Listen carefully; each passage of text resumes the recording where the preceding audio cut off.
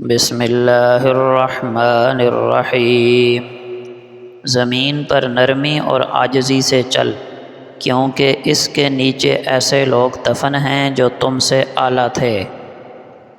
معصوم لوگ بے وقوف نہیں ہوتے، وہ صرف یہ سمجھتے ہیں کہ ہر ایک کا دل اچھا ہے۔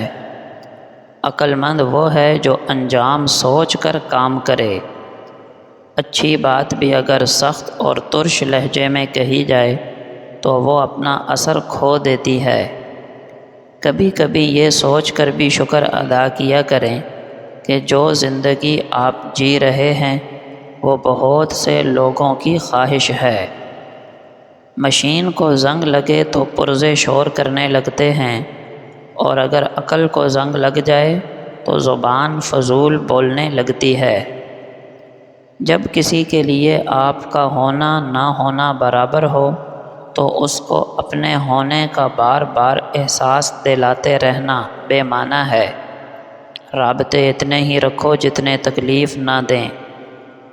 3 چیزیں انتہائی مشکل ہیں: راز کو راز رکھنا، بے عزتی کو بھول جانا، اور فرصت کو صحیح استعمال کرنا۔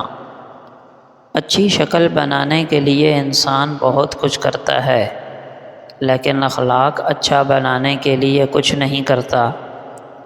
جب تمہیں کسی کا درد نظر آ رہا ہو اور تمہیں اس کا احساس نہ ہو تو سمجھ لو کہ تم اندر سے مر چکے ہو۔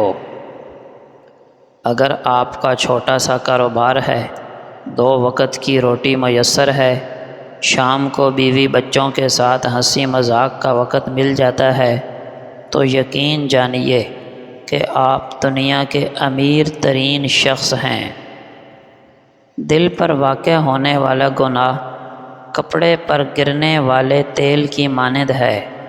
اگر اسے جلدی نہ دھویا جائے تو یہ مزید پھیل جاتا ہے۔ معاشرے میں تبدیلی تبھی ممکن ہے جب ہر شخص اپنی اصلاح میں لگ جائے۔ عقل مند شخص کی سب سے بہترین عادت یہ ہے کہ وہ ضرورت یا دلیل کے بغیر بات نہیں کرتا۔ جب تک غلط فہمی کی کینچی کو تالے لگے رہیں گے تب تک رشتوں کے کاغذ محفوظ رہیں گے۔ ہمارا ماحول خراب ہے تو ہم نیک کیسے بن سکتے ہیں؟ صرف یہ کہنا کہ ماحول سازگار نہیں، استقامت چھوڑنے کا کوئی عذر نہیں۔ دنیا کی سب سے بدترین فضا فرعون کا گھر تھا، مگر اسی گھر سے ایک عظیم عورت آسیہ رضی اللہ عنہا نکلیں۔ اللہ نے انہیں ایمان والوں کے لیے مثال بنایا۔ استقامت ماحول سے زیادہ نیت، ہمت اور ایمان کی محتاج ہوتی ہے۔ علامہ ابن جوزی رحمہ اللہ فرماتے ہیں، جب تم رات کے اندھیرے میں اپنے آقا و مولا کے سامنے بیٹھو تو بچوں والی عادتیں اپناؤ۔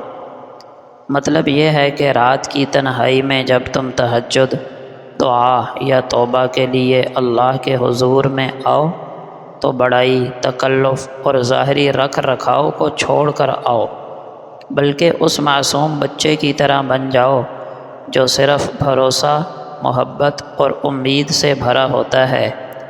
ابن جوزی فرماتے ہیں، جیسے بچہ اپنے باپ سے مانگتا ہے اور اگر نہ ملے تو روتا ہے، ضد کرتا ہے، بار بار مانگتا ہے، یعنی یہی انداز اللہ سے مانگنے کا ہونا چاہیے۔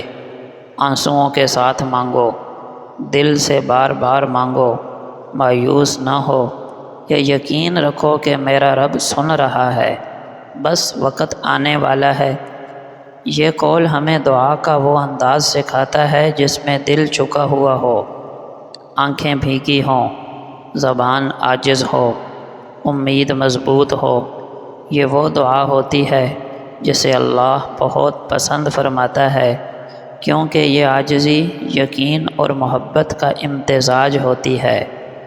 جیسے ایک بچہ کبھی بھی ماں باپ سے مایوس نہیں ہوتا، ہمیں بھی رب کی رحمت سے مایوس نہیں ہونا چاہیے۔ بندگی کا اعلیٰ ترین مقام وہ ہے جہاں بندہ روتا ہے، گڑ گڑاتا ہے اور مانگتا ہی چلا جاتا ہے، دعا صرف مانگنا نہیں بلکہ رب سے محبت کا اظہار ہے۔ جو رب کے سامنے بچوں جیسا ہو جائے وہ رب کے بہت قریب ہو جاتا ہے۔ حضرت ابو ہریرہ رضی اللہ عنہ سے روایت ہے کہ رسول اللہ صلی اللہ علیہ وسلم نے فرمایا، خواب 3 قسم کے ہیں۔ اچھا خواب یہ اللہ کی طرف سے خوشخبری ہے، اور ایک قسم کے خواب شیطان کی طرف سے انسان کو غم زدہ کرنے والے ہوتے ہیں، اور تیسرا خواب انسان کے ذہن میں سمائے ہوئے خیالات ہوتے ہیں، وہی خواب بن جاتے ہیں۔ تو جب تم میں سے کوئی شخص ایسا خواب دیکھے جو اسے ناپسند ہو تو وہ کسی بھی شخص کو وہ خواب نہ بتائے اور کھڑا ہو کر نماز پڑھنے لگے۔ حضرت ابو بکر رضی اللہ عنہ سے روایت ہے کہ نبی کریم صلی اللہ علیہ وسلم نے فرمایا، جو مسلمان اپنے بھائی پر اسلحہ اٹھاتا ہے تو اللہ کے فرشتے اس پر لعنت کرتے رہتے ہیں جب تک وہ اس سے اسے ہٹا نہ لے۔ ابو ہریرہ رضی اللہ عنہ سے مروی ہے کہ رسول اللہ صلی اللہ علیہ وسلم نے فرمایا، جب کسی آدمی کو غصہ آئے اور وہ یہ کہے اعوذ باللہ کہ میں اللہ کی پناہ میں آتا ہوں، تو اس کا غصہ ٹھنڈا ہو جائے گا۔ عبداللہ ابن عباس رضی اللہ عنہما سے روایت ہے کہ رسول اللہ صلی اللہ علیہ وسلم نے فرمایا، جب کوئی مسلمان اپنے مسلمان بھائی سے ملتا ہے، اس کا ہاتھ پکڑ کر مصافحہ کرتا ہے تو اس کی انگلیوں سے خطائیں اس طرح جھڑ جاتی ہیں جس طرح خزاں کے موسم میں درخت کے پتے جھڑ جاتے ہیں۔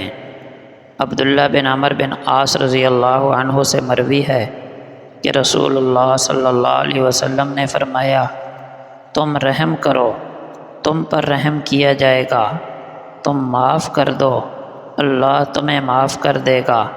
سنی انسنی کرنے والوں کے لیے ہلاکت ہے، ڈٹ جانے والوں کے لیے ہلاکت ہے، جو اپنے گناہ پر ڈٹ جاتے ہیں حالانکہ وہ جانتے ہیں۔